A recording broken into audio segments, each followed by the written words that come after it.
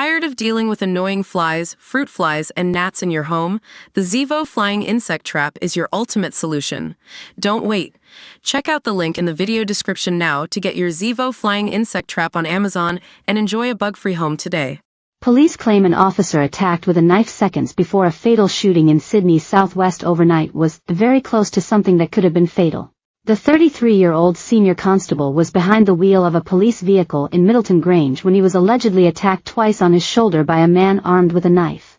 Officers exited the vehicle before verbally confronting and then tasering 34-year-old Marco Bindifortoni. Mere seconds later, the senior constable fired 2 rounds. Neighbors said they heard Mr. Bindifortoni's mother, howling, as she sat in the gutter outside her home after her son was shot, reported the Daily Telegraph.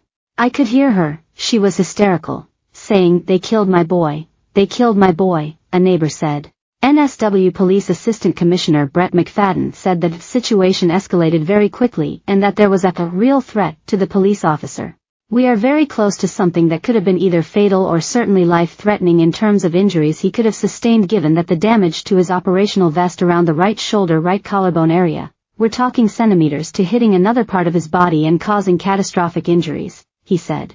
Police performed CPR on the 34-year-old man until paramedics arrived at the scene to take over, however he could not be revived. Mr. McFadden backed the actions of the experienced and capable police at the scene, who he said had stopped the threat.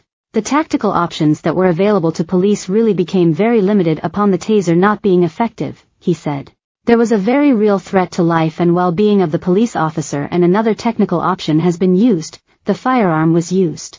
Mr. McFadden said the alleged attacker, who has not been identified, was known to police but would not confirm whether he had a history of mental health. He went on to add that the family of the man had been contacted and that an extensive and comprehensive review into the shooting would take place. Emergency services were called to Bird Walton Avenue at Middleton Grange about 11 p.m. on Saturday after reports of a man with a knife. In an earlier statement, police said they were confronted by the 34-year-old man who allegedly threatened officers with the blade. Police said early information indicated the man then struck a 33-year-old male officer with the knife. The officer was fortunately protected by his vest. Officers proceeded to use a taser on the man, and when that proved ineffective, the man was shot by police. Police conducted CPR at the scene until NSW ambulance paramedics arrived and took over, but he could not be revived. A critical incident has since been declared, with the State Crime Command's homicide squad now investigating the circumstances surrounding the incident. The investigation will be subject to an independent review, with the officer allegedly attacked in the confrontation not physically injured.